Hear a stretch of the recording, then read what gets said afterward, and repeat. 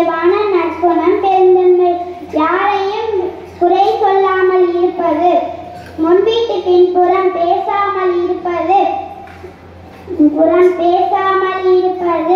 மனதார பாராட்டுவது, தட்டி கொடுத்து வேலை வாங்குவது, விட்டு கொடுத்து வாழ்வது போன்ற அனைத்துமே பெருந்தன்மையின் வெளிப்பாடாகும். பெருந்தன்மை என்பது ஒருவரின் நல்ல குணம் மற்றும் பரந்த மனப்பான்மையை குறிக்கும். இதை மற்றவர்களின் தவறுகளை மன்னித்து அவர்களுக்கு உதவி செய்யும் மனப்பான்மையை குறிக்கும். மேலும் மற்றவர்களின் மகிழ்வாக இருக்கவும் அவர்களின் முன்னேற்றத்திற்காகவும் அக்கறைக்காகவும் குறிக்கும். மன்னிக்கும் குணம் ஒருவரின் தவறை மன்னித்து மீண்டும் அவரிடம் அன்பை பாராட்டுவது பெருந்தன்மைக்கு முக்கிய அம்சமாகும்.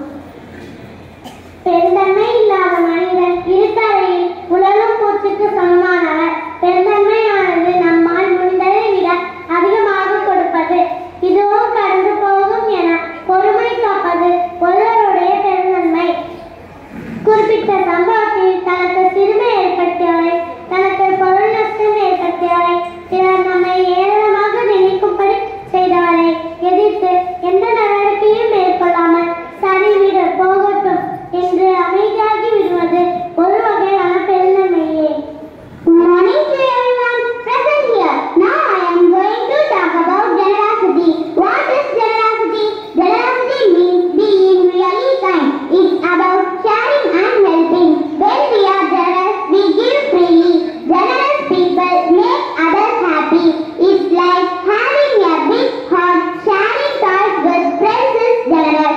Helping someone in need is generous. Generosity makes the world better. We learn about it in school. Being generous feels good inside. Generosity. Willingness to help or support is called generosity. Generous people are not selfish. They do their time, money, food or kindness to the one who is in need. A generous person is help without hoping for any prize or reward. We do not want to be rich to be generous. Karna in Mahabharata is well known for his generosity.